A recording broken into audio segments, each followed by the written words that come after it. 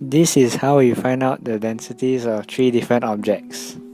And the first object will be a Chinese textbook, while the second object will be a pebble, and the third object is a die. To find the densities, we're going to use a vernier caliper, a 30 cm ruler, an electronic balance, a measuring cylinder, and finally, a micrometer screw gauge. The first object is a Chinese textbook. To find the density of a textbook, we must first find its volume.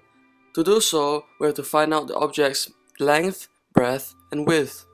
We can use the 30 cm ruler to measure the length and breadth of the Chinese textbook. Make sure you read the measurement vertically so as to avoid parallax error.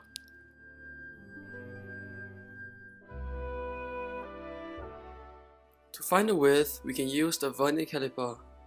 As the vernier caliper has a position of 0.01 mm compared to the 30 cm ruler's position of 1 mm, the vernier caliper will give a more precise measurement of the width of the textbook.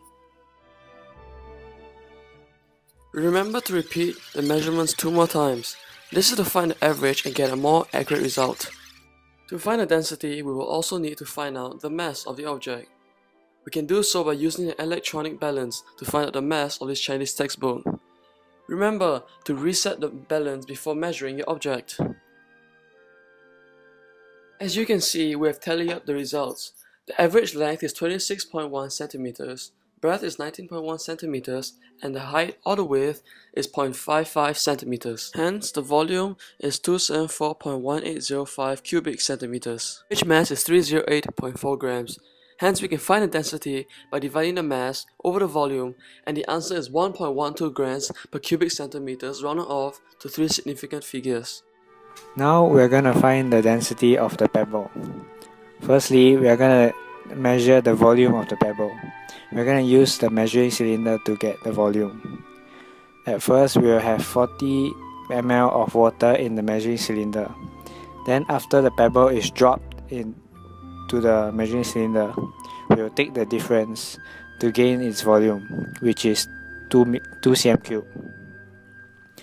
After that, we will have to measure the mass of the pebble using the electronic balance.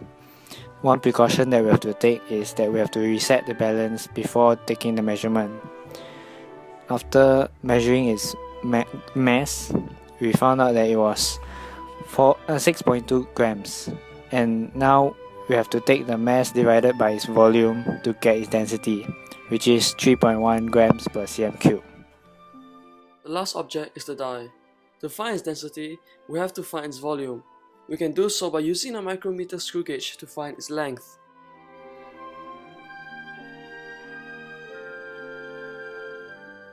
As the die is a cubed object, we only need to find its length and cube the measurement to find its volume. As always, ensure that you're reading the measurement from directly above so as to avoid parallax error, and repeat the measurement 2 more times. We have to check for zero error on both the vernier caliper and the micrometer screw gauge. Since the micrometer screw gauge has a positive zero error, we would then need to take the final measurement and minus off the positive zero error to get the correct result. The next step is finding out the mass of the die. We can do this by using the electronic balance once more. As always, remember to reset the balance before finding out the mass. Average length of the die is 1.62 centimeters. We can find the volume of the die by cubing the measurement, and hence the volume is 4.25 cubic centimeters. The average mass of the die is 4.6 grams. With this, we can find the density by dividing the mass over the volume, with the density being 1.08 grams per cubic centimeters.